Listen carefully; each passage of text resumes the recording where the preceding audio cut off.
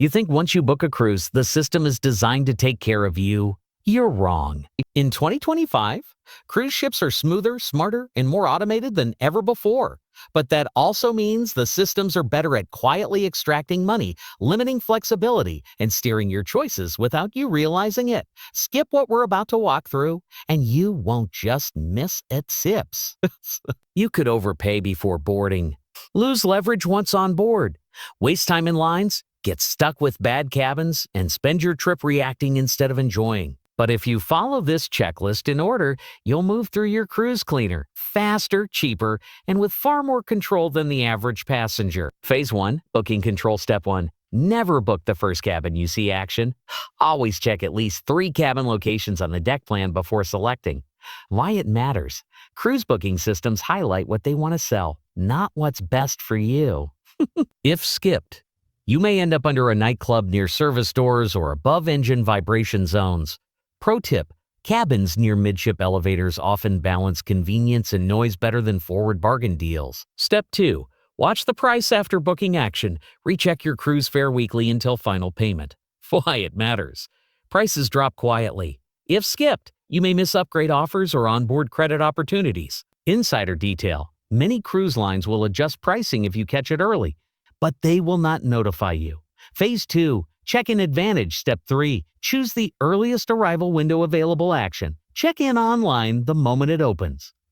Why it matters. Early boarding gives access to reservations before the crowd. If skipped, spa slots, dining times, and excursion availability shrink fast. Real consequence. Late arrivals often wait hours just to board. Pro tip. First onboard guests often secure premium dining times that later passengers never see listed. Step 4. Screenshot everything action. Save boarding passes, luggage tags, and reservation confirmations offline. Why it matters. Port Wi-Fi is unreliable. If skipped, a loading error could delay your boarding process. Insider detail, tech issues cause more embarkation delays than security problems. Phase 3, cabin optimization. Step 5, inspect your cabin immediately. Action, test lights, air conditioning, plumbing, and safe. Why it matters. Maintenance teams prioritize early complaints. If skipped, issues reported later may never get fixed. Pro tip, even minor rattles can become sleep disruptors once the ship is moving. Step 6, request changes on day 1 action. Ask for mattress toppers or room adjustments early. Why it matters. Supplies are limited. If skipped, you may be stuck with discomfort all week. Insider detail, the first 6 hours on board are your highest leverage window. Phase 4, money protection. Step 7, avoid automatic spending triggers action. Turn off onboard account linking to unnecessary purchases. Why it matters. Convenience increases impulse spending. If skipped, small charges accumulate fast. Example, daily specialty coffees can quietly become triple-digit expenses. Pro tip, use spending alerts if available.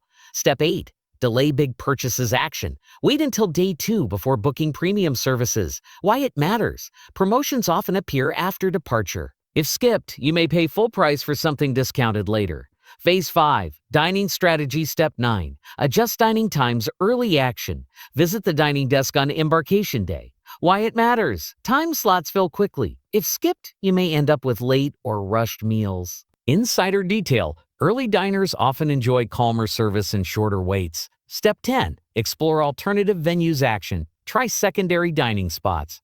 Why it matters. Main dining rooms carry the biggest crowds. If skipped, you may spend your trip waiting. Pro tip, many hidden venues offer equal quality with faster service. Phase 6, excursion leverage. Step 11, book smart, not first action. Research port options independently. Why it matters. Ship excursions prioritize convenience over value. If skipped, you may pay double for similar experiences. Insider detail, independent tours often provide smaller group sizes. Step 12, keep buffer time action. Plan to return to the ship early. Why it matters. Ports run on ship time, not local time. If skipped, late returns can mean missed departures. Phase 7, onboard navigation. Step 13, learn the ship layout. Early action. Walk key routes on day 1, rookeries on day 1. Why it matters. Peak times create bottlenecks. If skipped, you'll waste time in crowds. Pro tip, back staircases are often underused shortcuts. Step 14, Use off-peak hours action. Visit pools and gyms during port days. Why it matters. Most passengers are ashore. If skipped, see days become crowded. Phase 8, Hidden Comfort Upgrade. Step 15, Control Noise Zones action. Identify quiet decks. Why it matters. Some lounges remain empty during peak hours. If skipped, relaxation becomes difficult.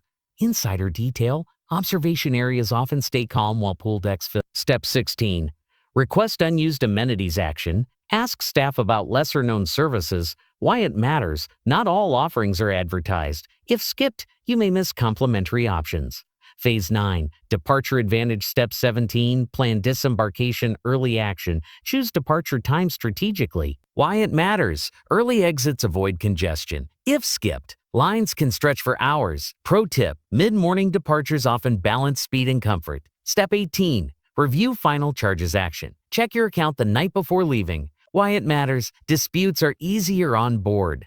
If skipped, post-cruise corrections take longer. Traps to avoid waiting to fix cabin issues. Booking everything on day 1. Ignoring daily promotions. Returning late from ports. Relying solely on advertised experiences. By moving through these phases in order, you shift from passenger to informed traveler.